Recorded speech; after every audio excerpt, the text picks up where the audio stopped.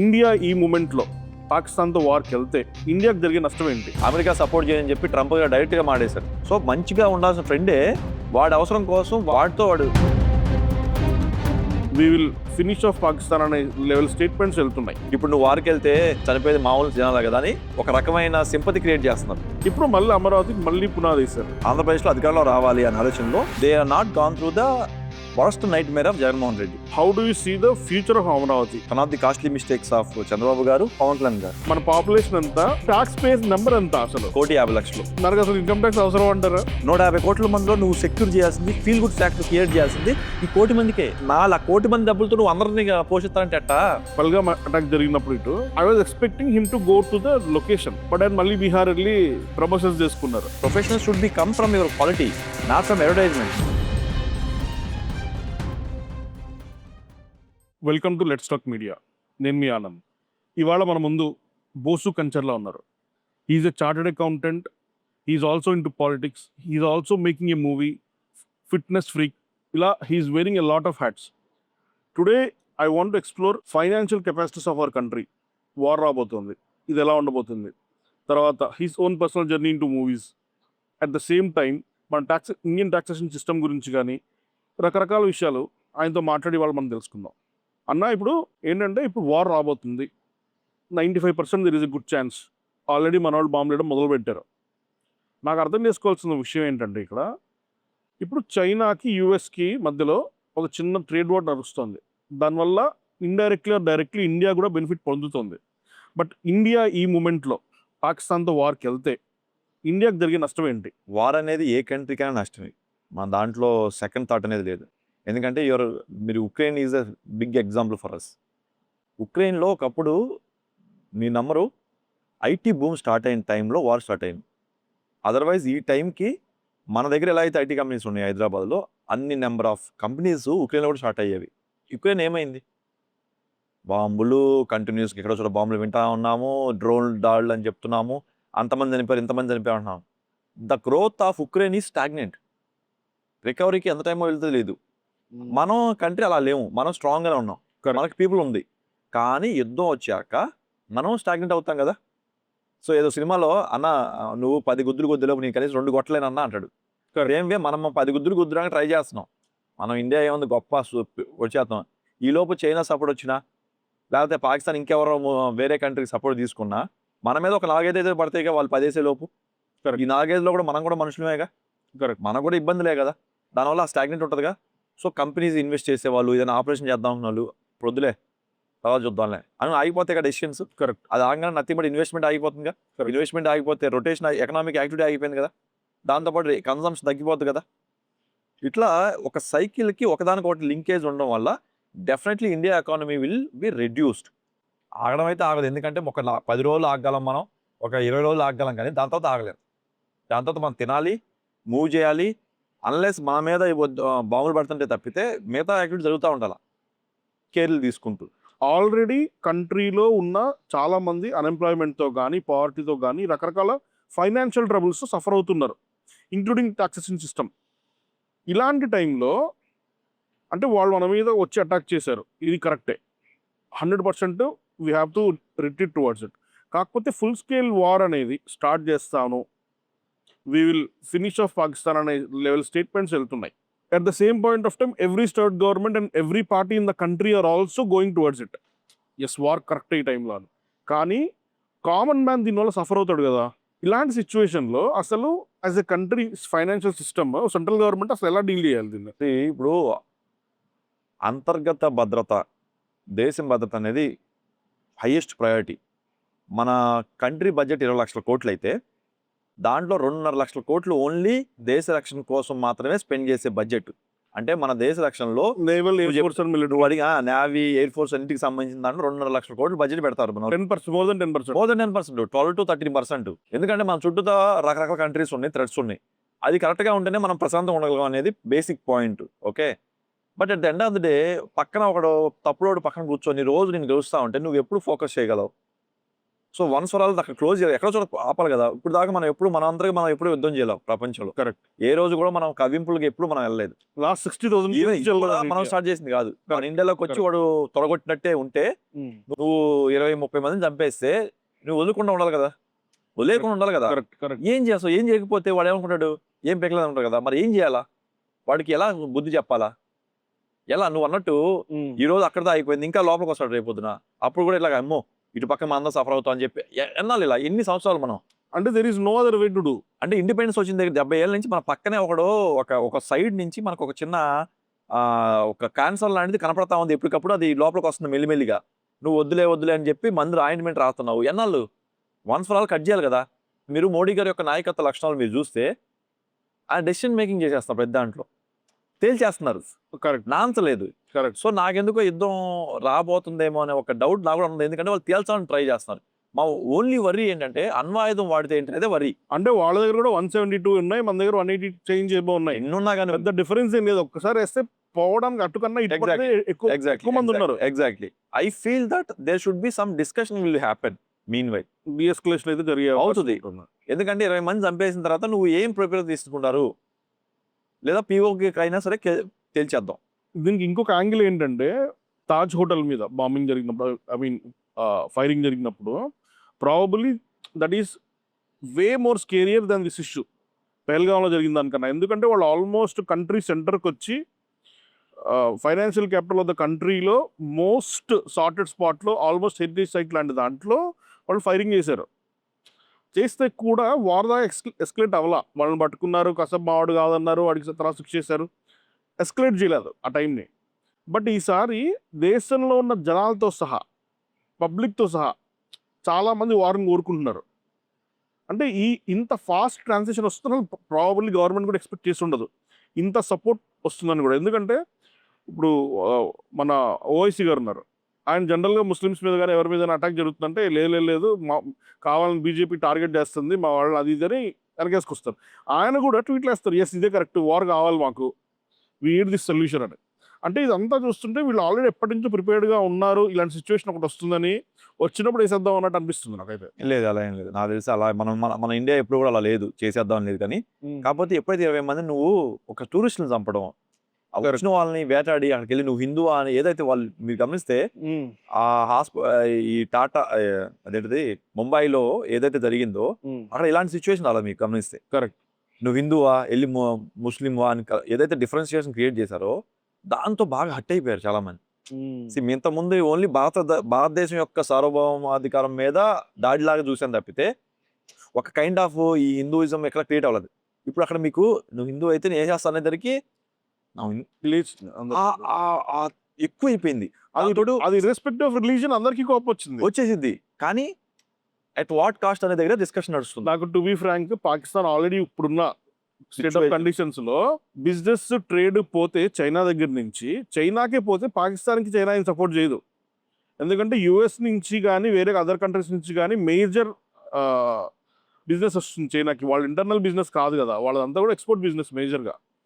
ఇప్పుడు ఎప్పుడైతే యుఎస్తో చైనాకి పడట్లేదో ఆబ్వియస్లీ చైనాకి వేరే కంట్రీస్ నుంచి కూడా బిజినెస్ రావడం మార్జినల్ ఆగిపోతుంది. And everybody are in favour to go with Vietnam or India most of the times. ఇప్పుడు అమెరికా చైనా ఇవాళ కలిసిపోయినా కూడా ఆశ్చర్యపోకర్లా to be frank. America China కలిసి అంత సిచ్యువేషన్ అయితే ఇప్పుడు లేదు. వాళ్ళలో రీసెంట్ ట్రేడ్ వార్ వల్ల చైనా ఇస్ వెరీ రిటాలియేషన్ ఉంది. నువ్వు గమనిస్తే అవును, వెరీ రిటాలియేషన్ ఉంది. బై డిఫాల్ట్ ఒకటి ప్రజాస్వామ్య దేశం, ఒకటి కమ్యూనిస్ట్ దేశం. కరెక్ట్. ఒకటి డెమోక్రాటిక్ కంట్రీ, ఒకటి కమ్యూనిస్ట్ కంట్రీ. మీరు ఎప్పుడైనా గమనించి లెఫ్టిస్ట్ రైటిస్ట్ ఇది. Correct. They will never meet.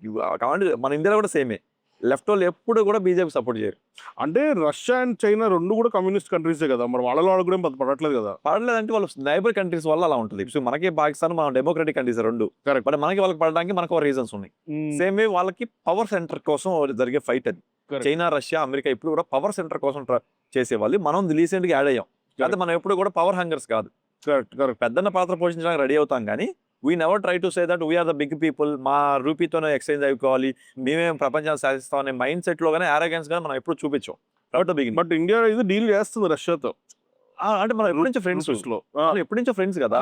Financial గా డైరెక్ట్ గా డాలర్ తీసి పక్కన పెట్టి రూపీస్ లో రూబెల్స్ లో డీల్ చేస్తుంది. స్టార్ట్ అయింది అది స్టార్ట్ అయింది. అయితే మీరు ఇందాక అన్నట్టు ఒక వారు అనే సిచ్యువేషన్లో వస్తే మాత్రం పాకిస్తాన్ యాక్చువల్గా మన వాళ్ళు స్టార్టింగ్లో తీసుకున్న సిచ్యువేషన్ని కంటిన్యూ చేస్తే బాగుంటుంది. లైక్ ట్రేడ్ ఆపేయడం, మన నైబరింగ్ కంట్రీస్ వాళ్ళతో కూడా మాట్లాడి ట్రేడ్ ఆపిచ్చేయడం, ఆ అలాంటి యుద్ధం చేస్తే బాగుండేది అనిపిస్తుంది. సఫికేషన్ తీసుకురావాలి. అలాంటి యుద్ధం చేయాలి, కానీ ఈ రియల్ వార్ చేయడం వల్ల ఉపయోగం లేదు అనేది నా ఉద్దేశం. రియల్ వార్ చేయడం వల్ల వాళ్ళ సైడ్ కంటే మన సైడ్ నష్టపోయే అవకాశం ఎక్కువ ఉంటుంది. Pakistan they don't have a very good country, economic బాగుందని కాదు, అసలు వాళ్ళ కంట్రీలోనే వాళ్ళు జోకులు మనం ఇప్పుడు కట్టుకుంటున్నాం, కరెక్ట్, సూపర్ ఫాస్ట్ కట్టుకుంటున్నాం. ఈ టైంలో పడేసుకుంటే రికవరీకి టైం పడుతుంది. కరెక్ట్. వాళ్ళు ఆల్రెడీ కుప్పకూలిపోయే స్టేజ్ లో ఉన్నారు కాబట్టి ఈ టైంలో వాళ్ళకి పెద్ద ఫరక్ పడదు యాక్చువల్లీ. ఫైనాన్షియల్ గా దెబ్బ కొట్టాలి, టెక్నికల్ గా దెబ్బ కొట్టాలి, కానీ అదే వార్ అంటాం కదా, సైబర్ వార్ అంటాం కదా, సైబర్ వార్ అని అది చేయాలి ఇప్పుడు. గవర్నమెంట్ కూడా it's in the bring that okay, economy ఏదైనా సరే తర్వాత చూసుకుందాం, ముందు safety of the country is important and it is important to make a statement. మా జోలికి వస్తే మీరు మిగలరు అన్న స్టేట్మెంట్ వదలాలి అన్న ఫీలింగ్ వెళ్తుంది. అదే అవన్నీ చూపించాలని ట్రై చేస్తుంది మన government of India. But I see that at the end of the day యుద్ధం ఆగిపోద్దని అనిపిస్తుంది నాకు. వెళ్ళరు, న్యూక్లియర్ వార్స్ ఉన్నాయి ఎప్పుడు కూడా. యుద్ధానికి వెళ్తే ఎంతసేపు చెప్పండి న్యూక్లియర్ వేయడానికి, అంతే కదా, correct, fraction of seconds. So 2 nuclear heads ఉన్న వాళ్ళు ట్రై చేయరు, వెంటనే న్యూక్లియర్ దాకా వెళ్ళిపోద్ది, అది ఎస్కలేట్ అయిపోతుంది. కాబట్టి అంత పెద్ద చిన్న చిన్నవి జరుగుతూ ఉంటాయి ఆ బోర్డర్లో. వాళ్ళు వీళ్ళు వేస్తారు, వీళ్ళు వాళ్ళని వేస్తారు, కవ్విస్తూ ఉంటారు. War creates great men, great men creates easy days, easy days creates lazy people.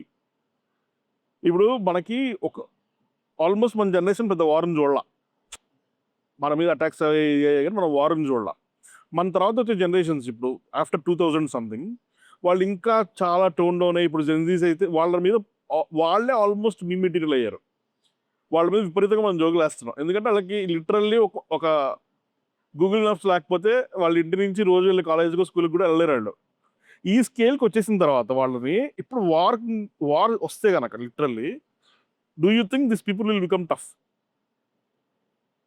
Awareness పెరుగుతుంది, టఫ్ అని కాదు, కానీ at least they will have patience levels, they will have more awareness. Slow living లైఫ్లోకి అలవాటు పడాలా, పీస్ ఆఫ్ మైండ్ కావాలా అనే లెవెల్కి మెల్లిమెల్లిగా new generation will start getting, which is our regular lifestyle. అది correct. I think the new generation after the war will get into that stage. ఇప్పుడు వీళ్ళు probably ఇట్లాంటి వార్ లైక్ సినారియో వచ్చినప్పుడు they will see what life is, they will see what are elders went through. రీసెంట్గా మీరు గమనిస్తే చంద్రబాబు గారు happy index అని ఒకటి క్రియేట్ చేశారు. Correct. So this will be imbibed by all the states now. Okay. ఆయన if you see, ఆయన ఎప్పుడు విజనరీ అని ఎందుకంటే ఆయన ముందే గమనించేశాడు కమింగ్ డేస్ లో అన్రెస్ట్ ఎక్కువ ఉంటుంది, new people will want something unique every time. Correct. But what is that everybody should be looking at is happy index, this is the parameter. ఆ లెవెల్కి న్యూ జనరేషన్ వాళ్ళు షిఫ్ట్ అవుతారు. ఇప్పుడు topic వచ్చింది కాబట్టి మాట్లాడుకుందాం. వాట్ మేక్స్ యూ హ్యాపీ జనరల్గా? Boss jobs అనే ఒక స్టార్ట్అప్ నాకు ఒకటి ఉంది. Okay.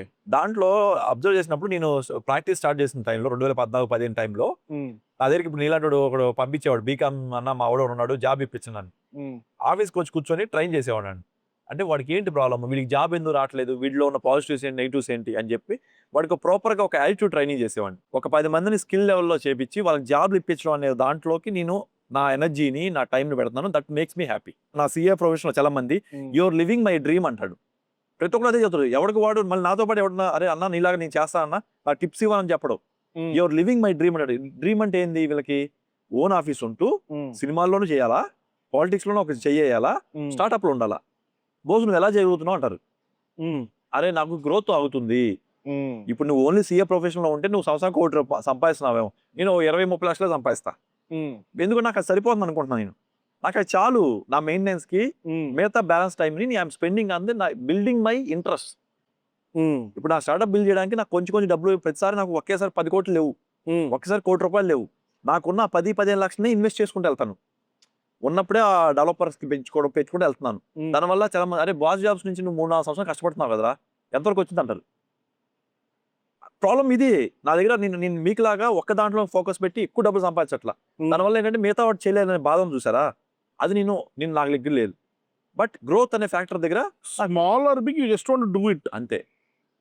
At the end of the day నువ్వు ఈ రోజు నా దగ్గర అంటున్నావు కదా, యువర్ లివింగ్ మై డ్రీమ్ అనో, లేకపోతే మీరు ఎలా చేయగలుగుతున్నారు అడుగుతున్నావు కదా, ఇలా చేసా కాదన్నా. ఇప్పుడు నాకు గద్దర్ నేను చూశాను మనం ప్రివ్యూ అప్పుడప్పుడు, ఈ మనిషి ఒక చోట ఉండలేడు, ఒక పని చేయలేడు, పరిగెడుతుంటాడు 10 చోట్ల.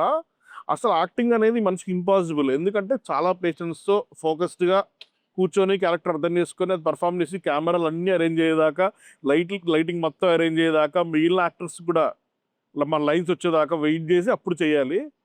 అసలు ఈయన సింగిల్గా అయితే ఫ్రేమ్లో ఒక్కడే ఉంటే తప్ప చేయగలడేమో తప్ప అతని కెమెరా పెట్టుకొని లైట్లు పెట్టేసుకొని చేయగలడేమో తప్ప ఇంతమంది కోఆర్డినేషన్లో అయ్యే పని కాదని నా ఫీలింగ్. అందరు చూసినప్పుడు మాత్రం ఎట్లా చేసాడు ఇది, ఈ మనిషి కాదు కదా, దీంట్లో ఎఫర్ట్ కనిపిస్తుంది.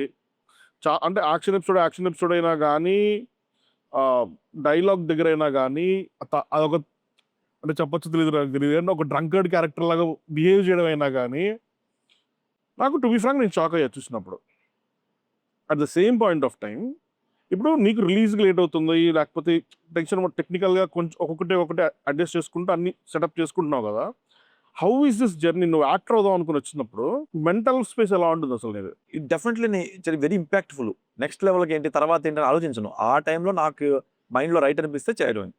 That's how I design what ever cinema కావచ్చు, పాడ్కాస్ట్ కావచ్చు, స్టార్ట్అప్ కావచ్చు. ఆ టైంలో రైట్ అనిపిస్తే చేస్తా. లాస్ రావచ్చు, చచ్చిపోలేంగా, మనం చచ్చిపోలేదు కదా, అవును బతికే ఉన్నాం కదా, మనం అలానే మనకి టూ మచ్ అప్లో అవ్వలేదు కదా, వీ కెన్ రన్ కదా, అట్లీస్ట్ వాక్ కదా, అవును. ట్రై చేద్దాం. టీమ్ బిల్డింగ్ అనేది project to project with experience పెరుగుతూ పోతుంది. నాకు వీడియో ప్రొడక్షన్ బాగొచ్చు, డిజిటల్ మార్కెటింగ్ నేర్చుకోగలిగాను, బ్రాండింగ్ అండ్ మార్కెటింగ్ కూడా నేర్చుకుంటూ ఉన్నా ఆ ప్రాసెస్లో. కాకపోతే అర్థమైన విషయం ఏంటంటే నేను నేర్చుకొని నేనే చేస్తాను.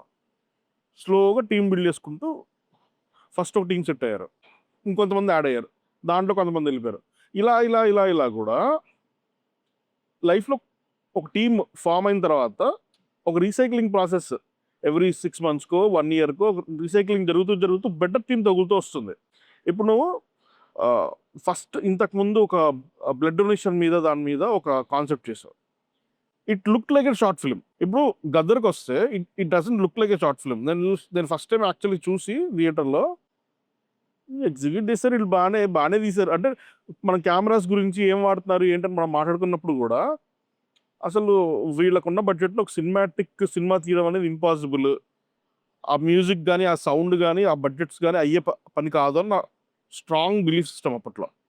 బట్ స్లోగా నువ్వు ఎక్కడ బడ్జెట్స్ కంట్రోల్ చేస్తున్నావు, ఎక్కడ వర్కౌట్ చేసుకుంటున్నావు, దాని క్వాలిటీ ఎట్లా పెంచడానికి ట్రై చేస్తున్నావు అని ఆ సెటప్ ఎండ్ టు ఎండ్ చూస్తున్నప్పుడు మాట్లాడుతున్నప్పుడు నాకు అర్థమైంది ఏంటంటే okay, this people are taking time to give better quality. అంతే. 10 మంది కట్టే గోడకి ఒక్కడు కట్టే గోడకి టైం మారుతుంది తప్ప గోడ సేమే. Exactly. The delay in the success will be there, but success will come.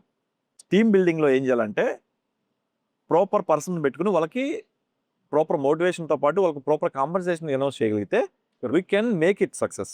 But first of all you should have a clarity, you should be transparent, you should be honest, you should be open.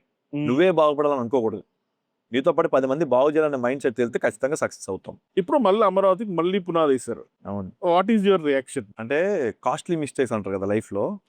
This is one of the costly mistakes of Narendra Modi గారు, one of the costly mistakes of Chandrababu గారు, one of the costly mistakes of Pawan Kalyan గారు. Okay. ఎందుకంటే అధికారం అనే ఆలోచనలో, ఆంధ్రప్రదేశ్లో అధికారంలో రావాలి అనే ఆలోచనలో పక్కన వాళ్ళు చెప్పిన మాటలో ఏదైనా అవ్వచ్చు, they are not gone through the worst nightmare of Jaganmohan Reddy. Okay, వాళ్ళు కలిసి ఉండకపోవడం వల్ల, రైట్.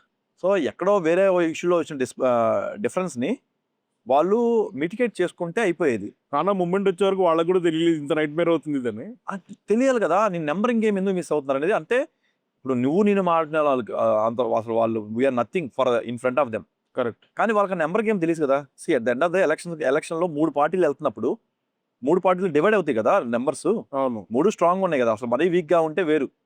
ఇక్కడ టీఆర్ఎస్ కూడా ఎఫెక్ట్ పడడానికి బీజేపీ ఉండడం వల్ల టీఆర్ఎస్ ఎఫెక్ట్, అదర్వైజ్ టీఆర్ఎస్ గెలిచింది. ఇక్కడ కూడా తెలంగాణలో కూడా మీకు ముక్కోనపో సిరీస్లో ఎక్కడెక్కడ నెంబర్స్ గేమ్ అనేది అసెస్ చేసుకోవాలి.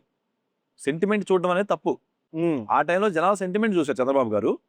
అదే టైంలో పవన్ కళ్యాణ్ గారికి ఏమో వేరియస్ బ్రదర్స్ చుట్టుపక్కల, లేదంటే మీరు సోలోగా వెళ్ళిపోండి, మీరు you can become a king maker, వాళ్ళకో 70 మీరు మధ్యలో 45 వస్తాయి, సో యూ విల్ బి మీతో కలిసిన వాళ్ళే మీరు కింగ్ మేకర్ అవుతారని ఎవరో మిస్గైడ్ చేశారు. ఈ నెంబర్ గేమ్లో సంహౌ లేని దాన్ని వాపుని బలుపు అనుకోవడం, బలుపుని వాపు అనుకోవడం, ఇట్లా ఏదైనా అనుకోవచ్చు కాక somehow everybody deviated.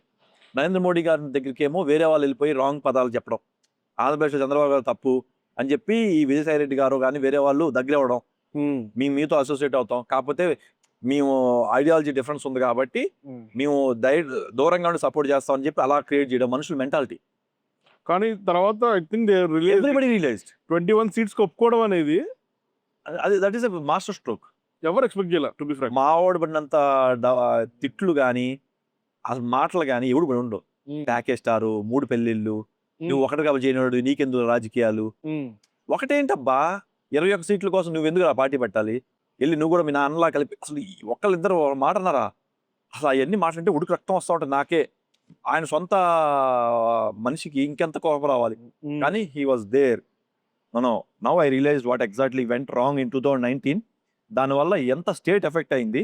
So how to do అనేది ఆయన ఎప్పుడైతే చంద్రబాబు గారు సింక్ అయ్యారో it became win for state, not for the parties. That is the difference which I like it.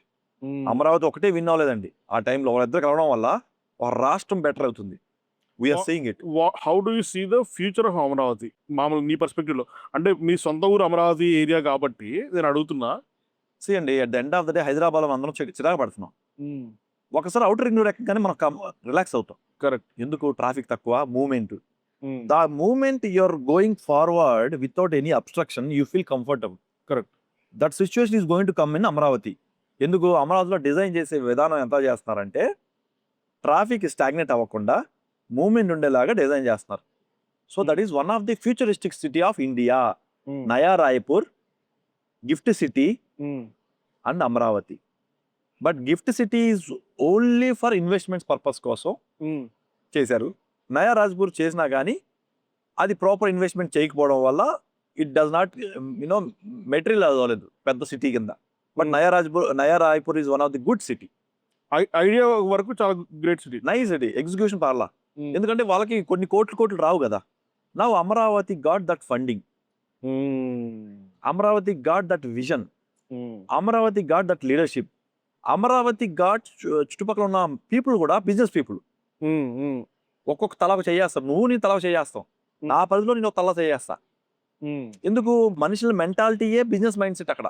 General గా ఆంధ్రాలో కూడా గుంటూరు డిస్టిక్, తెలంగాణ కృష్ణా డిస్టిక్ లో ఎక్కువ మంది బిజినెస్ మ్యాన్ ఉంటారు. కరెక్ట్. అక్కడ నుంచి ఎక్కువ మంది అమెరికాలో ఉంటారు. So the funding is available, they try to push it.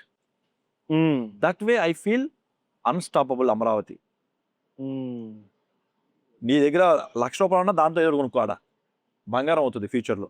ఎందుకంటే everybody wants to be in future, everybody wants to be in non KaiOS mode. నువ్వు ఎప్పుడైనా జూబ్లీస్ లో ఉన్నావు అనుకుంటావు కానీ కృష్ణనగర్లో ఉండాలనుకుంటావా? పక్కనే కదా, పక్కనే. కానీ నువ్వు ఎక్కడ ఉన్నావు? జూబ్లీస్ ఉంటే బాగుంటుంది అనుకుంటావు. కొంచెం కాస్ట్లీ అయినా పర్లేదు అక్కడికి వెళ్దాం, ఎందుకంటే కయాస్ తక్కువ, అంటే నీకు ఆ హడావుడి ఉండదు, నీకు అన్ని ఫ్రీగా ఈజీగా ఉంటుంది. Why people wants to move to America? Because less chaos, కొంచెం లిటిల్ ట్యాక్స్ అవుతుంది. మనకి ఇక్కడ కాస్ట్ ఆఫ్ లివింగ్ కాదు, మనకి ఇక్కడ ట్యాక్స్ మనకు కూడా తక్కువ లేదులే.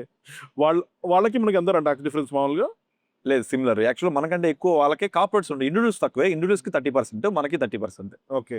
కానీ అసలు ఇక్కడ ట్యాక్స్ కట్టే కానీ ట్యాక్స్ కంటే కూడా అక్కడ బెనిఫిట్స్ ఎక్కువ. నీకు ట్రాఫిక్ ఉండదు, మంచి రోడ్స్ ఉంటాయి, నీకు ఇన్సూరెన్స్ ఉంటుంది. నాకు నెక్స్ట్ క్వశ్చన్ అదే యాక్చువల్లీ. అంటే 35% ట్యాక్స్ పోతుంది డైరెక్ట్లీ ఆర్ ఇండైరెక్ట్లీ మనం సంపాదించే దాంట్లో. ఇంకా ఎక్కువే, 48% చెప్తాను.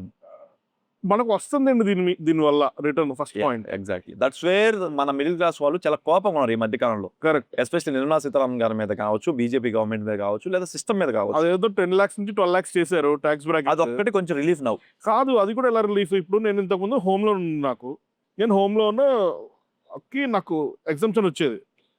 వేరే ఖర్చులకి, మెడికల్ బిల్స్కి, హెల్త్ కేర్కి, వీటన్నిటికి కూడా చాలా మందికి ఎగ్జంప్షన్ వచ్చేది. ఇప్పుడు 10 నుంచి 12 అయితే, ఇంతకుముందు 7.5 సరే 12 అయినా కూడా నాకు ఎగ్జంప్షన్స్ అన్ని కూడా పోయాయి. అండ్ నీలాంటి వాళ్ళు ఎంతమంది ఉన్నారు చూడాలి. కాదు, ట్యాక్స్ కట్టే వాళ్ళు అందరూ కట్టే tax payers. To be frank, అసలు మన పాపులేషన్ ఎంత, మన ఎర్నింగ్స్ ఎంత, మన దీంట్లో ట్యాక్స్ పేయర్స్ నెంబర్ ఎంత? అసలు 150 కోట్లు మన ఇండియన్ పాపులేషన్. అందులో లాస్ట్ రిటర్న్స్ ఫైల్ చేసిన వాళ్ళు 8 crores. అందులో ట్యాక్స్ కట్టిన వాళ్ళు 1,50,00,000. మిగతా 6,50,00,000 మంది నిల్ రిటర్న్స్ ఫైల్ చేశారు, నో ట్యాక్స్. అంటే 1% కూడా ట్యాక్స్ కట్టలా. మనకు అసలు ఇన్కమ్ ట్యాక్స్ 1.5 crores లో కూడా లెస్ దెన్ 1 lakh ట్యాక్స్ కట్టిన వాళ్ళే నీకు ఆల్మోస్ట్ ఒక 90 లక్షల మంది ఉంటారు. మిగతా 60 లక్షల మంది మోర్ దెన్ 1 lakh ట్యాక్స్ కట్టిన వాళ్ళు. అంతే వీళ్ళు ఇంకా సూపర్ హై రిచ్ అయ్యిండి దాన్ని ఆపలా కనిపించలాగా కట్టారు. అంటే సూపర్వైజ్ అంటే మోర్ దెన్ 10 lakhs సంపాదించేవాళ్ళు, మోర్ దెన్ 25 lakhs సంపాదించేవాళ్ళు, ఆర్ వైట్లో సంపాదించేవాళ్ళు, ఆర్ డిస్క్లోజ్ చేసిన వాళ్ళు. మనకు అసలు ఇన్కమ్ ట్యాక్స్ అవసరం అంటారా? నా ఉద్దేశంలో మనం we should abolish income tax. We should ఎలా అయితే 2,000 రూపాయల నోట్ని క్యాన్సిల్ చేసామో అలాగే 500 రూపాయల నోట్ను కూడా క్యాన్సిల్ చేసేయాలి. ఓకే. 200 రూపాయల నోట్ను క్యాన్సిల్ చేసేయాలి. ఓన్లీ 100 రూపాయల నోట్లు ఉంచేసి బ్యాంకింగ్ ట్రాన్సాక్షన్ ట్యాక్స్ అని మనం అమౌంట్ నీ నుంచి నాకు పంపిస్తే IMPS జీపేలోనో నీకు పంపిస్తే 1% కట్ చేసేసి అందులో 0.1% బ్యాంక్ ఛార్జ్ తీసుకుని 0.9% మనకి ట్యాక్స్ ఇవ్వమంటే అయిపోతుంది. నీకు పెయిన్ పాయింట్ ఉండదు. నువ్వు 1 కోటి రూపాయలు చేస్తే నువ్వు 1,00,000 రూపాయలే మొత్తం tax. Correct. You will feel comfort. ఎందుకంటే కానీ 150 కోట్ల మంది కడతారు అప్పుడు. 150 కోట్లు కాకపోయినా బ్యాంకింగ్ చేసే అందరూ కడతారు. నువ్వు పల్లెటూరులో ఉండే వ్యవసాయం చేసే వాళ్ళ మీద ట్యాక్స్ పడదు. ఎందుకంటే వాళ్ళు 100 రూపాయల మీద సరిపోద్ది వాళ్ళకి. Correct correct correct. నెలకి 3,000 పెన్షన్లు వచ్చిన వాళ్ళకి 100 రూపాయలు ఉంటాయి కదా చేతిలో. అవును వాళ్ళకి అవసరం లేదు కదా ట్యాక్స్. అవును. So that is the biggest move should be done by government immediately. It's okay. అంటే సుబ్రహ్మణ్య స్వామి గారు ఎప్పటి నుంచి ఇన్కమ్ ట్యాక్స్ అబాలిష్ చేయాలి, కార్పొరేట్ ట్యాక్స్ పెంచాలి, ఇట్లాంటి కామెంట్స్ అన్ని చేస్తున్నాను. But it is not materialising. The government seems to be seeing this in another way. అంటే ఇప్పుడు మనం నోట్బందీ డిమానిటైజేషన్ చేసినప్పుడు we have seen the difficulties. అందువల్ల భయం, ప్రజల్లో వ్యతిరేకత వస్తే మనకు పవర్ పోతుందనే భయంతో కొన్ని తీసుకోవట్లే డెసిషన్స్. మోడీ గారు కూడా ఇంతకుముందు ఉండేవాడు, అలా ఉండేవాడు స్ట్రాంగ్గా. అది ఆయన కూడా ఈనాడు వన్ మ్యాన్ గారు కదా, is coming in to the party. అంటే చాలా మంది పక్కన ఇన్ఫ్లుయెన్స్ కూడా చేస్తుంటారు. వద్దులే చేసేస్తా అంటే అవ్వదు కదా, అందువల్ల అయ్యింది. బట్ నా ఉద్దేశంలో రీసెంట్గా 2,000 రూపాయల నోట్లు ఎలా అయితే చేశారు 2021-22లో, ఖచ్చితంగా 500 రూపాయల నోట్లు క్యాన్సిల్ చేస్తే ఇంకొంచెం బెటర్మెంట్ అవుతుంది. 2,000 రూపాయల నోట్లు లేనప్పుడు, అంటే నోట్ బందీకి ముందు మొత్తం రిటర్న్స్ ఫైల్ చేసే వాళ్ళు 1.5-2 కోట్ల మంది. మొత్తం రిటర్న్స్ ఇప్పుడు 8 కోట్లు కదా, 4 times పెరిగారు. లాస్ట్ 6 సంవత్సరాల్లో 4 times పెరిగారు 8 crores ఫైల్ చేసిన వాళ్ళు. అంతకుముందు ఫైల్ చేసిన వాళ్ళు ఓన్లీ 1.5 మందే ఉండేవాళ్ళు. అంటే ఇప్పుడు ఫైల్ చేయకపోతే గవర్నమెంట్ నుంచి ప్రాబ్లమ్స్ వస్తాయని కానీ, లేకపోతే నాకు తర్వాత లోన్స్ రావని కానీ, నా బ్యాంకింగ్ సిస్టమ్ నాకు ఎందుకు భయపెట్టడం అనేది భయంతో తప్ప నిజంగా జెన్యూన్ గా ఫీల్ అయ్యి కట్టేవాళ్ళు. నా ఉద్దేశం ఏంటంటే భయపెట్టద్దు జనాల్ని. Let them live in the peace and harmony అన్నప్పుడు వాళ్ళని 30% ట్యాక్స్లు పెడితే భయపడుతున్నావు. అందుకే ఎగొట్టాలనుకున్నావు. అంతే. నువ్వు అదే 10% చేయి. 30% తీసి 10% చేయి. నీకు ఇన్కమ్ పెరుగుతుంది కదా. కరెక్ట్. నువ్వు 500 రూపాయలు కట్ చేస్తే 200 రూపాయలు కట్ చేస్తే మొత్తం ఆన్లైన్ చేస్తూ ఉంటారు. కరెక్ట్. ఆన్లైన్ చేసినప్పుడు 1% కట్ చేస్తే ముందు నీ చేతికి ఎవ్రీ ట్రాన్సాక్షన్ 1% నీ చేతికి వస్తుంది. US లో హైయెస్ట్ నోట్ వాల్యూ $100 అయినా ఇంకా ఎక్కువ. అంతే, $100. మనకు కూడా ఇక్కడ యాక్చువల్లీ రూపీస్లో మాట్లాడుకుంటే $100 ట్రాన్సాక్షన్ చేసుకుంటే probably government will collect more tax. అవును. Then what it is getting today. అవును. ఓకే. అయితే నాకు ఇప్పుడు దీంట్లో ఈ కాంటెక్స్ట్ ఇందాక అడుగుదాం అనుకున్న మిస్ అయింది. మనకి బీహార్లో ఎలక్షన్స్ జరుగుతున్నాయి. మన పల్గామ్ అటాక్ జరిగినప్పుడు ఇటు మోడీ గారు సౌదీ అరేబియాలో ఉన్నారు అండ్ టక్మని వచ్చి I was expecting him to go to the location. But ఆయన మళ్ళీ బీహార్ వెళ్ళి ప్రమోషన్స్ చేసుకున్నారు. At the same point of time మనకి ఇంటెలిజెన్స్ నుంచి కొంచెం తక్కువ రిపోర్టింగ్ ఉందని కానీ, లేకపోతే కొన్ని ప్రాబ్లమ్స్ ఉన్నాయని కానీ ఇవన్నీ చెప్తున్నారు. అంటే దీన్ని ఈ యాంగిల్ని ఇప్పుడు వార్ వస్తుందని కానీ, లేకపోతే టాక్సేషన్ సిస్టమ్ వల్ల కానీ, ఎక్కడో ఒక చోట what people are expecting from the government and what the government is doing, ఈ రెండింటి మధ్యలో డిఫరెన్స్ చాలా ఎక్కువ ఉంటుంది అనిపిస్తుంది. పర్టికులర్లీ ఈ థర్డ్ టర్మ్లో. ఫస్ట్ 2 terms కూడా వాళ్ళది అనుకున్నారు ఇది చేసేస్తాం టైప్లో ఉండేది. బట్ ఎక్కడో ఒక చోట ఆ ట్రెండ్ పట్టుకోవడం మిస్ అవుతున్నారా? ఎందుకంటే if I'm not wrong Modi garu next time నిలబడడానికి లేదు ఎలక్షన్స్లో. So he's doing whatever he thinks is right for the country, or how do you see this? అంటే యాజ్ అ పిఎంగా ఒకళ్ళు కాదండి, అన్నీ చేయాలి. ఓన్లీ యుద్ధమే చేస్తా అంటే అవదుగా పిఎం ఉండి. అవును. ఓన్లీ కమర్షియల్ చేస్తాను అందాని అంబానీ మాత్రమే చూస్తా అంటే అవదుగా. అవును. ఓన్లీ ప్రజలకి యొక్క వెల్ఫేర్ చేస్తా అంటే అవదుగా. You have to balance everything. So ఒక సైడ్ పవర్ ఉంటేనే మీరు డెసిషన్ తీసుకోగలరు. బీహార్లో కానీ పవర్ లేకపోతే డెసిషన్ మేకింగ్ లేదుగా. సో దానికో 2 గంటలు కష్టపడాలి. నాకు 24 గంటలు ఉన్నాయి కదా, దానికో 2 గంటలు. కానీ బీహార్ కంటే ముందు ఆయన అయితే ఒక హై లెవెల్ మీటింగ్ ఏర్పాటు చేశారుగా. అవును. మీరు అడుగుతున్న దాంట్లో ఇది జనాలు ఎక్స్పెక్ట్ చేసింది నువ్వు మీటింగ్ చేసేసి అప్పటికప్పుడు డెసిషన్ తీసుకోవాలి అన్నీ ఎక్స్పెక్ట్ చేస్తున్నావు. కానీ అప్పుడేమన్నారు, వేచి చూద్దాం, let everybody coordinate each other, let get the data, let's analyse our strength weakness అని ఆ మీటింగ్లో డెసిషన్ తీసుకొని దాని తర్వాత ఆయన ఇంట్లో కూర్చోకూడదుగా, 2 గంటలేగా మీటింగ్. తర్వాత ఆయనకున్న షెడ్యూల్ ప్రకారం ఇంకా మనకున్న ఏంటి, ఓకే ప్రయారిటీ ఏంటి, బీహార్ దేశం, ఓకే లెట్స్ గో టు మన అమరావతి ఓపెనింగ్ కూడా అలాగే వచ్చారు. అంతే కదా. ప్రయారిటీ తీసుకున్నారు అబ్బా. ఇప్పుడు నేను ఆఫీస్ టైంలో నీ దగ్గరికి వచ్చి పాడ్కాస్ట్ చేస్తున్నాను, మా పార్ట్నర్ గా నన్ను దొబ్బుతాడు కదా, అవును, ఏమయ్యా నువ్వు సీఏ అయ్యి ఉండి నువ్వు మా ఆఫీస్లో కూర్చొని నా చేత పని చేసుకుని నువ్వేమో ఎంజాయ్ చేస్తావు అనుకుంటున్నా, సినిమాలు తీస్తావు, డిబేట్లకు వెళ్తావు. But that is having the own impact. But నేనైతే లీడ్స్ తీసుకొస్తాగా. అవును నా ఆఫీస్ కావాల్సిన లీడ్స్ హ్యాపీ మోహన్ నేను తెలియబట్టే నాకు క్లయింట్ అయ్యాడు. అవును అవును. ఇప్పుడు నువ్వు నాకంటే ఎక్కువ చేస్తావు అనుకో, నీదే అయిపోద్ది ఆఫీసు. బట్ నా ఫేస్ అనేది ప్రపంచానికి ఉందిగా. బోస్ అని తెలియడం బట్టే కదా ఏదో ఒక లీడ్స్ వస్తాయి. కరెక్ట్. చాడకుండా అన్ని బట్టే కదా. ఓకే అతనికి దగ్గరికి వెళ్తే పనులు అయిపోతాయి, ఇతను బయట ఎన్ని పనులు చేసుకున్నా వర్క్ మాత్రం ఆగట్లేదు అనే క్లారిటీ ఎందుకు ఉంది. టీమ్ బిల్డ్ చేసుకోగలిగి ఒక రెస్పాన్సిబుల్ పార్ట్నర్ పెట్టుకోగలిగే కదా. అవును. దాంతో పాటు నీ మార్కెటింగ్ చేసుకుంటున్నాం. Marketing in the sense we can't do marketing, CS can do marketing. I mean to say నేను సిఏ అని చెప్పడానికి వెళ్ళి పర్సనల్ కలుస్తున్నా కదా చాలా మందిని. అవును. So that's what happening. Marketing చేయడం లేదా, అస్సలు చేయకూడదు. నేను ఇప్పుడు పాడ్కాస్ట్ లో కూడా నేను సీఏ అని చెప్తాను కానీ మీకు ఏమైనా ఇన్కమ్ ట్యాక్స్ రిటర్న్ కావాలని అడిగి రండి అని మాత్రం చెప్పకూడదు. చెప్తే ఈ వీడియో క్లిప్ తీసుకెళ్ళి వాళ్ళు if they are sending to institute they can debar me, they can cancel my CA. ఎందుకని అలాగా? రూల్ మా దగ్గర ఎథిక్స్ అది. Your a professional, you cannot do. Professional should B come from your quality, not from advertisement. Okay. So exam recent టైంలో HK hair clinic అదే గా ఇప్పుడు గొడవ అవుతుంది కదా కొత్తగా, డాక్టర్స్ ది ఫేక్ డాక్టర్స్ అని. Same issue. మెడికల్ కౌన్సిల్ కి ఒకటి ఉంటాయి, ఎథిక్స్ ఉంటాయి. ఎథిక్స్ కమిటీలో మెడికల్ కౌన్సిల్ కి మీ డాక్టర్ అయ్యండి మీరు అడ్వర్టైజ్మెంట్ చేయకూడదు. మీరు చూస్తున్న హాస్పిటల్ అడ్వర్టైజ్మెంట్ అంతా కూడా డాక్టర్లు చేయరు, ఒక ప్రైవేట్ లిమిటెడ్ చేస్తుంది. మీరు కావాలంటే చూడండి. ఓకే. హాస్పిటల్ ఉందని చెప్పి అడ్వర్టైజ్మెంట్ చేసేది ఇప్పుడు కూడా ఏ డాక్టర్ కూడా నేను పెద్ద డాక్టర్ అని అడ్వర్టైజ్ చేయడు. కావాలంటే చూసుకోండి. ఏ లాయర్ చేయకూడదు. ఓకే. డాక్టర్స్, లాయర్స్, సిఎస్ చేయకూడదు. Professionals nobody should do the advertisement. That is the rule, underlying rule. మీరు చేసే ఇప్పుడు లా రిలేటెడ్ అడ్వర్టైజ్మెంట్ కూడా ఒక private limited company in which no lawyers are involved. Right. అలా ఉన్న వాళ్ళు మాత్రం అడ్వర్టైజ్మెంట్ చేసుకుంటారు. డాక్టర్స్ కూడా ఇప్పుడు మీరు ఏదైతే చేస్తున్నారో దాంట్లో వాళ్ళు ఓన్లీ కన్సల్టెంట్ గా ఉంటారు. ఇప్పుడు మేము కూడా మార్కెటింగ్ ఏజెన్సీ నడుపుతూ 95% టైమ్ ఎవరైతే వాళ్ళ సిఎంఓస్ ఉంటారో లేకపోతే వాళ్ళ మెయిన్ ఫౌండర్స్ వాళ్ళు ఉంటారో, బిజినెస్ రిలేటెడ్ పీపుల్, వాళ్ళు most of the time deal చేస్తారు తప్ప వీళ్ళని ప్రమోట్ చేయమని యాడ్లోకి రమ్మని ఎప్పుడు అడుగుతుంటారు. Okay. We cannot do the marketing. That is the ethics point of view. See ఎందుకు చేయాలి మార్కెటింగ్ అంటే ఇప్పుడు లెట్స్ ఒక డాక్టర్ ఉన్నారు అనుకోండి, స్కిన్ రిలేటెడ్ ఇష్యూస్కి ఇట్లాంటి ట్రీట్మెంట్స్ తీసుకోలేదని చెప్పొచ్చు తప్ప మీరు మా దగ్గరికి వస్తే మీకు స్కిన్ బాగా చేస్తా అని చెప్పడానికి లేదు. ఇప్పుడు హెచ్కే హెల్త్ ఇది వాళ్ళు చేశారు అలాగా. వాళ్ళేంటి, వాళ్ళు డాక్టర్లు కాదు. ఓకే. వాళ్ళు అసలు డాక్టర్ కాదా అమ్మ. వాళ్ళ షర్ట్స్ మీద అక్కడ డాక్టర్స్ అనే అది ఉంది కదా. అదే దాని గురించే ఫైట్ జరుగుతుంది. ఇప్పుడు నువ్వు డాక్టరేట్ అవ్వకుండా కొనుక్కున్న డాక్టరేట్ తీసుకొచ్చి, అంటే ఫస్ట్ లో డాక్టర్ కాదని చెప్పారు కాబట్టి ఓకే ఆమె స్టార్టింగ్ లో వీడియోస్ తీసేటప్పుడు ఈ ఇది బిగ్ బాస్ వాళ్ళని ఉపయోగించి అడ్వర్టైజ్మెంట్ చేసేవాళ్ళు. ఎండ్ ఆఫ్ ద డే వాళ్ళ దగ్గర రావాలంటే వాళ్ళు ఏదో ఒక మెథడాలజీ ఫాలో అవ్వాలి కదా. నువ్వు నేను అడ్వర్టైజ్మెంట్ ఏం చేస్తావు? ఇప్పుడు ఈ పాడ్కాస్ట్ చూడడానికి నువ్వేం చేస్తావు? చిన్న బయట ఇప్పుడు ఈ మొత్తం ఎపిసోడ్ లో మనం మాట్లాడిన దాంట్లో ఏదైనా మంచి ఐటమో లేదా ఏదైనా కాంట్రవర్సీ డెవలప్మెంటో ఏదో ఒకటి కట్ చేసి ముందే వేస్తావు. కరెక్ట్. అది చూసి ఇక్కడికి వస్తారు పాడ్కాస్ట్ కి.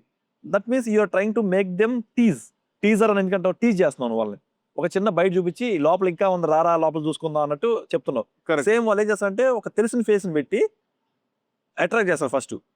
చేశాక వీళ్ళందరూ ఇలా ఉన్న కారణం మా దాంట్లో చేయడం వల్లే అన్నారు. పోనీ అదేమన్నా డాక్టర్ అంటే కాదు కాబట్టి వాళ్ళు అంత అడ్వర్టైజ్మెంట్ చేయగలుగుతారు. వాళ్ళు డాక్టర్ అంత అడ్వర్టైజ్మెంట్ చేస్తుంటే వాళ్ళ సర్టిఫికేట్ క్యాన్సిల్ అయిపోయింది. ఇప్పుడు వాళ్ళు డాక్టర్ పదవి వాడుకుంటున్నారు కదా మా దగ్గర. డాక్టర్ దాని మీద కదా ఇప్పుడు జరుగుతుంది కాంట్రవర్సీ. నువ్వు డాక్టరేట్ ఎక్కడి నుంచి అయ్యావమ్మా, ఏ ఇయర్లో పార్టిసిపేట్ చేసావమ్మా, ఎక్కడ చదువుకున్నావమ్మా, ఎక్కడ నేర్చుకున్నావమ్మా, డిస్టెన్స్ ఎడ్యుకేషనా, రెగ్యులర్ ఎడ్యుకేషనా, ప్రాక్టికల్స్ ఎక్కడ చేసావమ్మా, నీ పుట్టుపోతున్న తీయని ఫైట్ జరుగుతుంది కదా. దాని మీద ఒక లేడీ ఆమె మీద కూడా ఫైట్ చేస్తే ఆమె డాక్టర్ తీసేసింది ఇన్స్టాగ్రామ్ నుంచి. ఓకే. తీసేసింది కదా, ఇన్స్టాగ్రామ్ లో డాక్టర్ అని పెట్టుకుంది. ఓకే. ఎందుకంటే ఆమె అక్కడ డాక్టరేట్ తెచ్చుకుంది, చూస్తే డాక్టరేట్ కొనుక్కుందంట.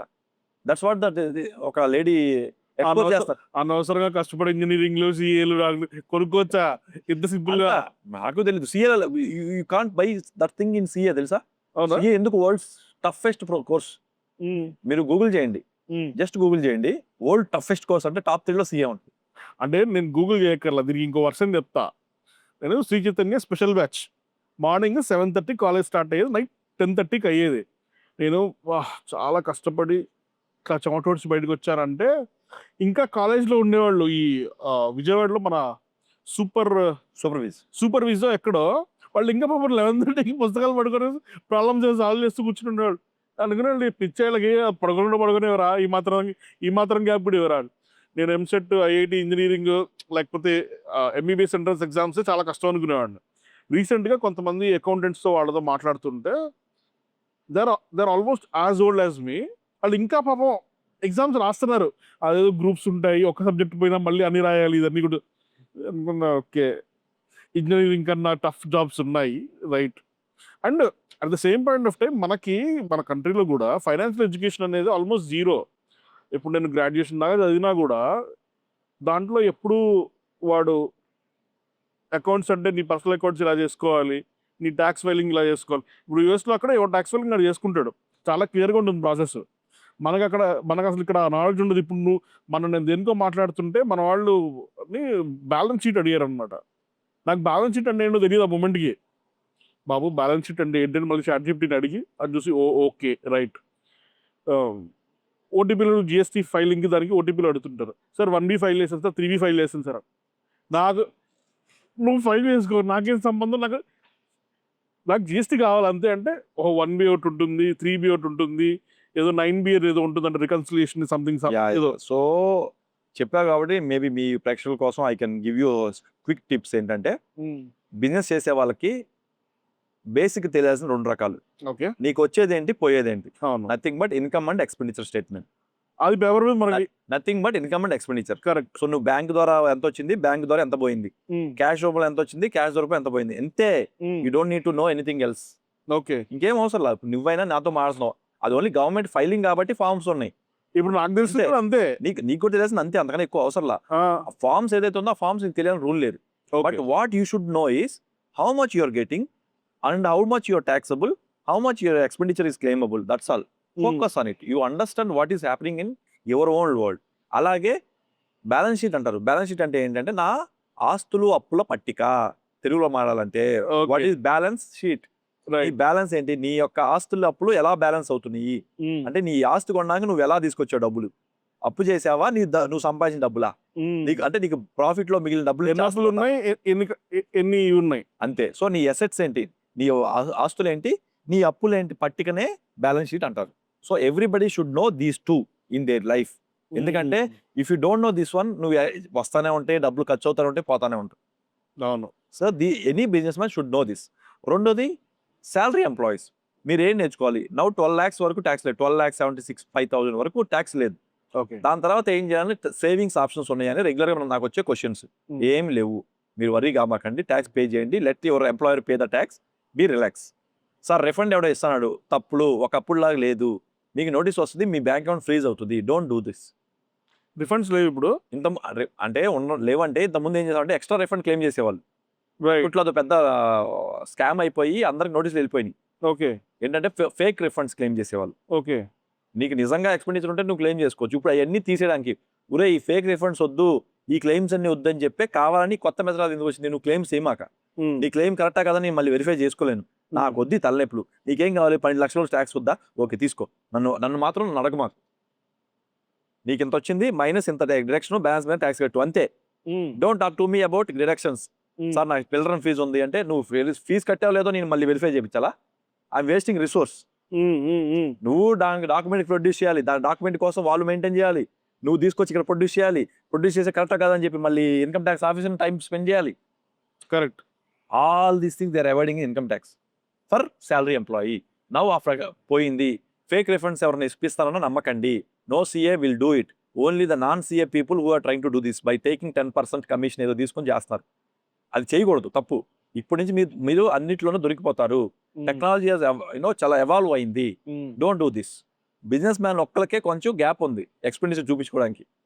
అయితే మనం సేఫ్ కొంచెం, ఎందుకంటే అది కూడా జెన్యూన్ అంటే చూపించాలి, జెన్యూన్ గా ఉన్నాయి, నేనే చూపించమని నేను చెప్పట్లేదు, నేను చెప్పేది కాదు. జెన్యూన్ ఉండి చూపిస్తేనే దానికి GST కొన్నిసార్లు రిటర్న్ రావట్లా.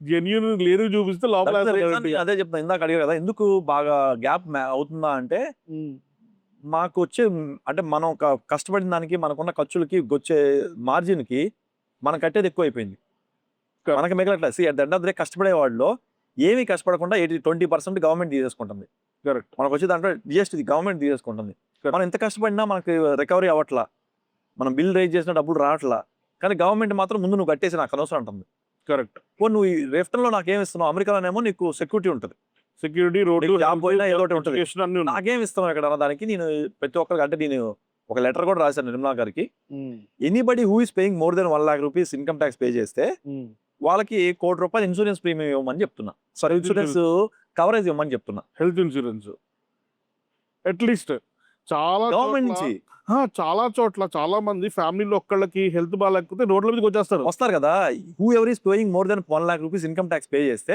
వాళ్ళకి కవరేజ్ ఇవ్వండి నేను కడుతున్నాను కదా ఎక్కువ మంది లేరు కదా మొత్తం మీద ఎంతమంది చెప్పాను నేను ఓన్లీ 1 కోటి మంది కడుతున్నారు మోర్ దెన్ 1 lakhs ఇందా చెప్పా Correct, 60 లక్షల correct. మంది 150 మందిలో నువ్వు సెక్యూర్ చేయాల్సింది ఫీల్ గుడ్ ఫ్యాక్టర్ క్రియేట్ చేయాల్సింది ఈ 1 కోటి మందికే మనం మామూలుగా ₹1 కోటి ఇన్సూరెన్స్ తీసుకోవాలంటే కూడా ₹1,00,000 ప్రీమియం అవుతుంది ఆ, ప్రీమియం అవుతుంది కదా ఆ. నువ్వు ఎలాగో ట్యాక్స్ కడతానికి నువ్వు ఒక కవరేజ్ ఇవ్వు గవర్నమెంట్ నుంచి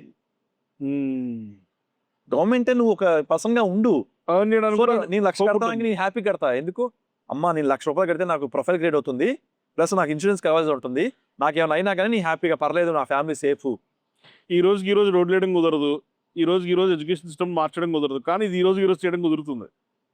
ఎవరికి ఇంతవరకు ఎవరు చెప్పట్లేదు దీని గురించి లేదు నీ డబ్బులతోనే కదా రోడ్లు వేస్తున్నా అంటున్నారు కానీ సరే నా 1 కోటి మంది డబ్బులతో నువ్వు అందరినీ పోషిస్తానంటే ఎట్టా నాకు అంటే ఫ్రీగా తీసుకునే వాళ్ళకి ఫ్రీ బీస్ వెళ్తూనే ఉన్నాయి, ట్యాక్స్ కట్టేవాడికి ఏం రిటర్న్ లేదని ఆడికి ఫీలింగ్. ఫీలింగ్ ఉంది అందరూ డిసాటిస్ఫాక్షన్ లోనే ఉంటారు. Once you do it will everybody is happy or not of course happy. You don't need to pay any insurance premium now Correct. ఎలాగో డిడక్షన్స్ లేవు ఒకప్పుడు డిడక్షన్ కోసమే క్లెయిమ్ చేసేవాళ్ళు అవును. ఇప్పుడు నువ్వు 1 lakh కడుతున్నావు కాబట్టి హ్యాపీగా ₹1,00,000 ట్యాక్స్ కడతావు అరే ఎలాగో మనకు కవరేజ్ వస్తుంది కదా లెట్స్ పే 1 lakh అంటాడు how good it is correct correct correct. Letter రాశాను మనకు ఒక ఐడియా వచ్చింది చెప్పాము వెళ్తే వెళ్తుంది లేకపోతే వెళ్తుంది మేబీ స్టేట్ గవర్నమెంట్ ఇంప్లిమెంట్ చేసినా మెల్లిగా అదర్ సెంటర్ ఇంప్లిమెంట్ చేస్తాం స్టేట్ గవర్నమెంట్లో జిఎస్టీ ఇప్పుడు నువ్వు కడుతున్నావు కదా సంవత్సరానికి మోర్ దెన్ 1.5 lakh స్టేట్ గవర్నమెంట్కి జిఎస్టీ కట్టే వాళ్ళకి ఇప్పుడు ఇస్తామని స్టేట్ గవర్నమెంట్ అనౌన్స్ చేసింది అనుకోండి ఎలాగో ఆరోగ్యశ్రీ ఇస్తున్నారు కదా చాలా మందికి కరెక్ట్ కరెక్ట్. ట్యాక్స్ కట్టి జిఎస్టీ కట్టే వాళ్ళకి ఇస్తున్నాం అన్నాం అనుకోండి మనం జిఎస్టీ కడతాంగా how good it is GST లాగా కట్టిస్తున్నారు, టక టక టక టక నోటిఫికేషన్లు వస్తాయి. లేకపోతే క్లయింట్ కాల్ చేసి ఏం సార్ జిఎస్టీ కట్టలేదు ఇంకా. నేను అప్పుడప్పుడు 3 monthsకి ఒకసారి కడతాం కదా, మర్చిపోతుంటాను అనమాట. మన వాళ్ళు ఫోన్ చేస్తారు పంపిస్తాను ఇన్వాయిస్లు పంపిస్తాను అని చెప్పిన తర్వాత మర్చిపోతా. వెంటనే 6వ తారీఖు have you file your GST question వస్తుందన్నమాట.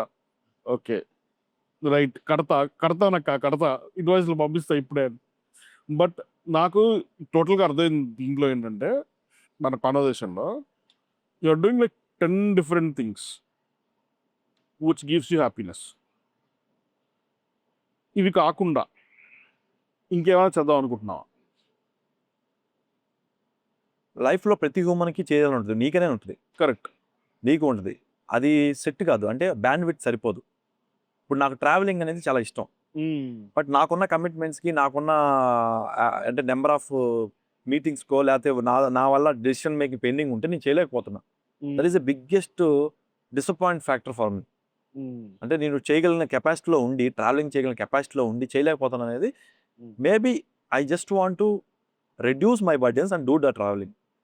ఎనదర్ థింగ్ ఏంటంటే ఈ పాడ్కాస్ట్ చేస్తాను కదా దీనికంటే కూడా వాట్ మేక్స్ అంటే ఈ న్యూ జనరేషన్కి అవేర్నెస్ క్రియేట్ చేయాలి. ఎలా అంటే like what makes you happy.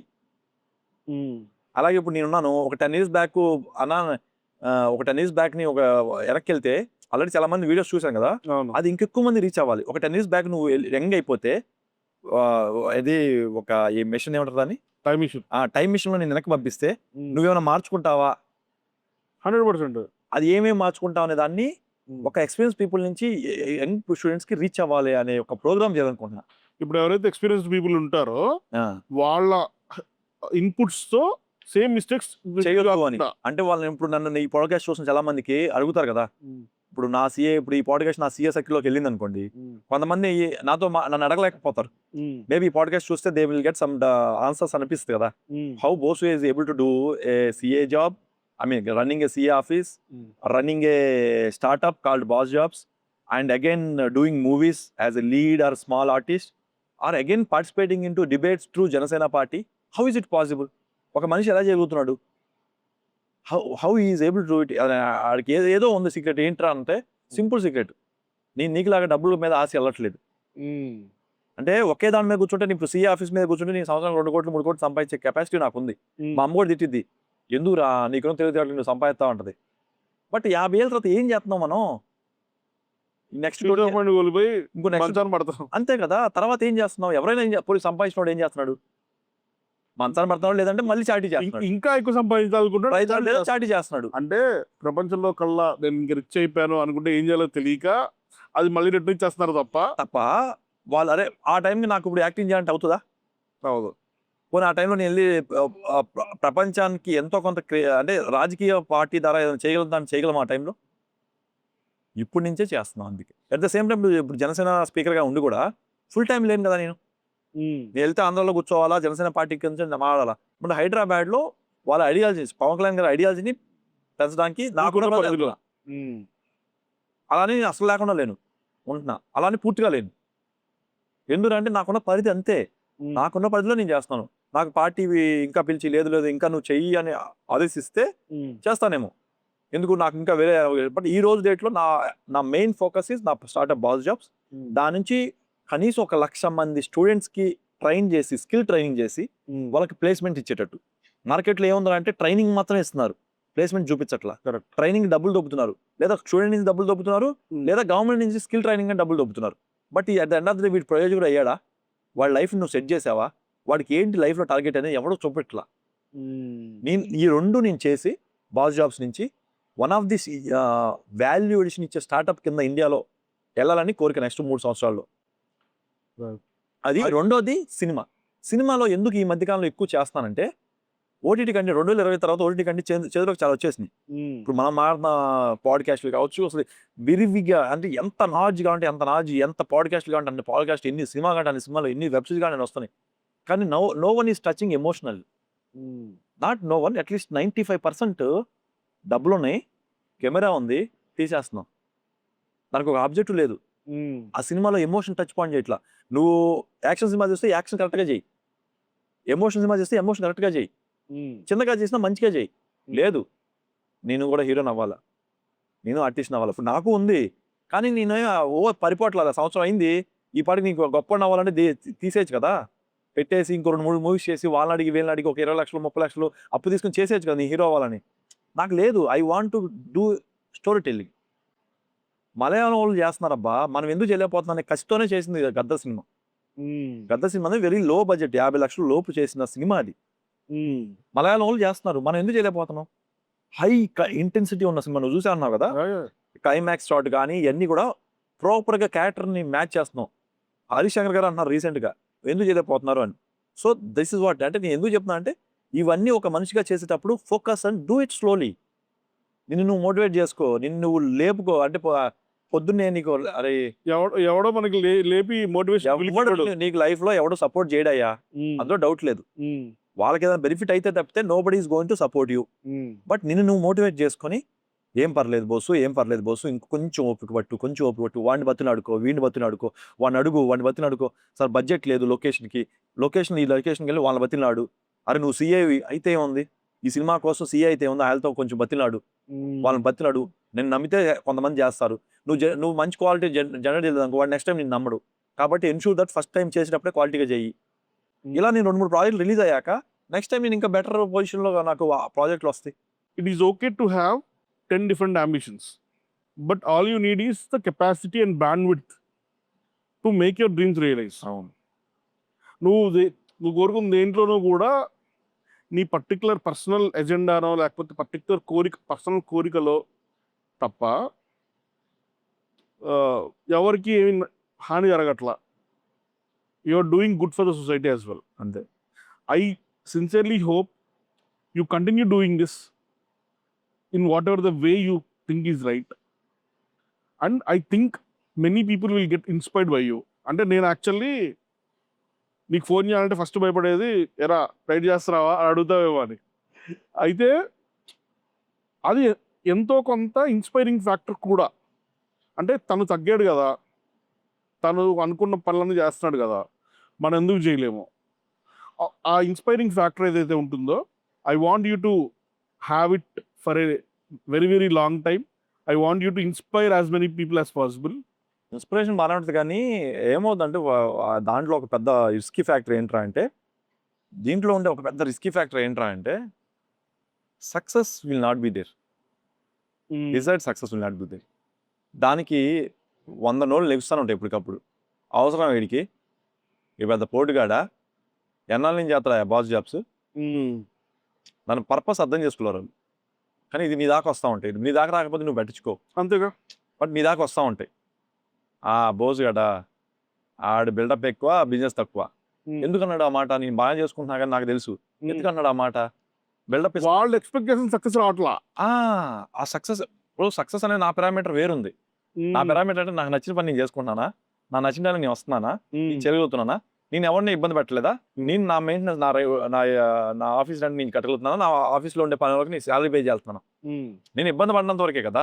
అది నేను ఐఎమ్ ఏబుల్ టు హ్యాండిల్ అన్నప్పుడు that is my success. Correct. Cricket మ్యాచ్కి వెళ్ళి ఎంజాయ్ చేసే కంటే కూడా, నా నచ్చిన ఫుడ్ తినడం కంటే కూడా, జిమ్ చేసిన దానికంటే కూడా, ఒక మనిషి యొక్క లైఫ్ని నువ్వు మార్చిన రోజుకున్నంత హైయెస్ట్ పాజిటివ్ ఫీలింగ్, హ్యాపీనెస్ ఇంకెక్కడ రాదు నీకు. మీ చుట్టుపక్కల వాళ్ళని ఇన్స్పైర్ అవ్వండి, పాజిటివ్గా ఉండడానికి ట్రై చేయండి, వేరే వాళ్ళ యొక్క అసూయ పడకండి. నీ స్ట్రెంగ్త్ ఏంటి తెలుసుకోండి. నీ స్ట్రెంగ్త్ ఏంటి, నీకున్న 10 పాజిటివ్స్ ఏంటి, నీకున్న నెగిటివ్స్ ఏంటి, పాజిటివ్ సైడ్లో పని చేయండి. 10 మందికి హెల్ప్ చేస్తే అంతకన్నా గొప్ప పని ఇంకేం లేదు. నువ్వు ఒక పవన్ కళ్యాణ్, నువ్వు ఒక మోడీవే నీ పరిధిలో. Right. I hope you continue doing what ever you're doing and inspire people. చూద్దాం. అండ్ ఇంకొకసారి మళ్ళీ నువ్వు ఇంకొని అచీవ్ చేసిన తర్వాత ఇంకోసారి మళ్ళీ బెటర్ స్టెప్ వేసాక మళ్ళీ కలుద్దాం. And all the best for your movie. Thank you.